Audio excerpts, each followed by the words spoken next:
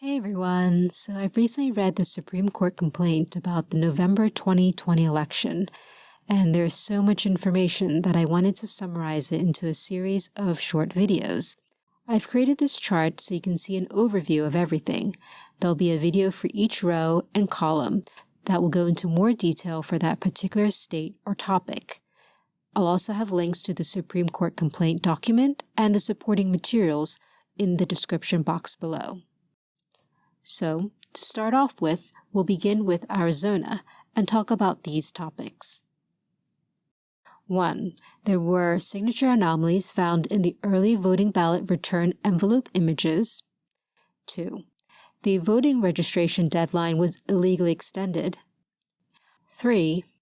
A forensic audit found the election system was connected to the internet. 4. The forensic audit also found other anomalies in Maricopa County. 5. The Maricopa Board withheld election materials covered by the subpoenas. And 6. Data on the Maricopa County's election management system server was overwritten and thus destroying evidence.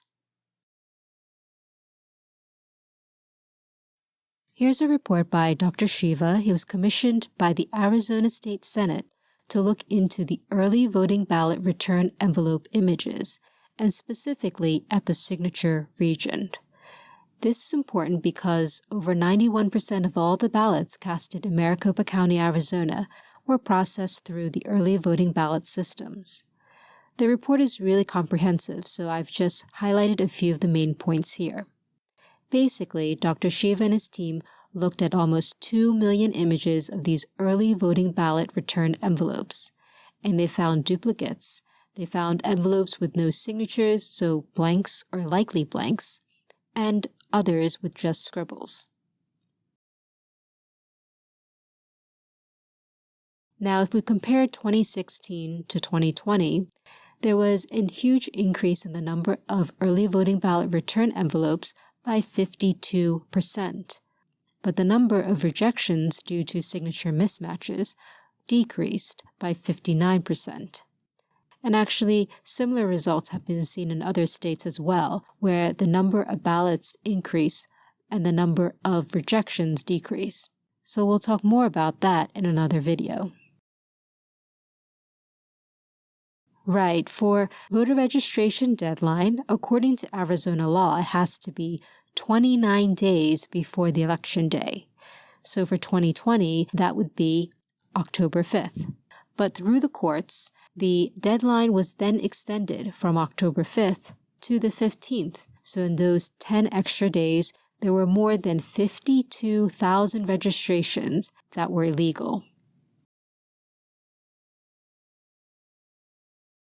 There was a forensic audit, and they found internet activity in the Maricopa County election systems after the Dominion voting software was installed on August 6, 2020. Also in the audit, they found mail-in ballots from voters who had moved away or to another state. There were duplicate ballots, dead voters, and so forth, as you can see here.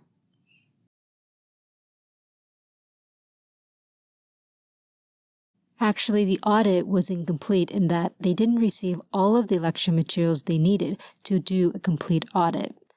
On December 15, 2020, the Arizona State Senate served 2 subpoenas on the Maricopa Board to audit the ballots, voting machine, and software.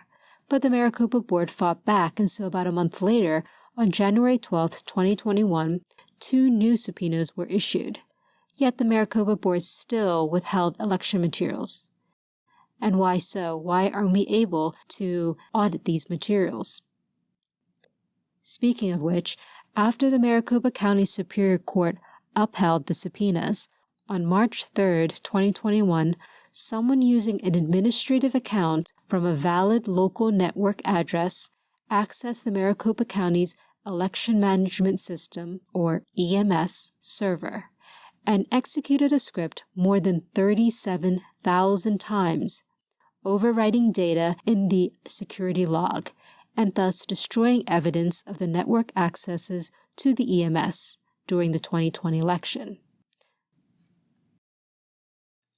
So these were the key points in the Supreme Court complaint for Arizona, and for the next video, we'll go over Georgia. So thanks everyone for watching, and we'll see you then.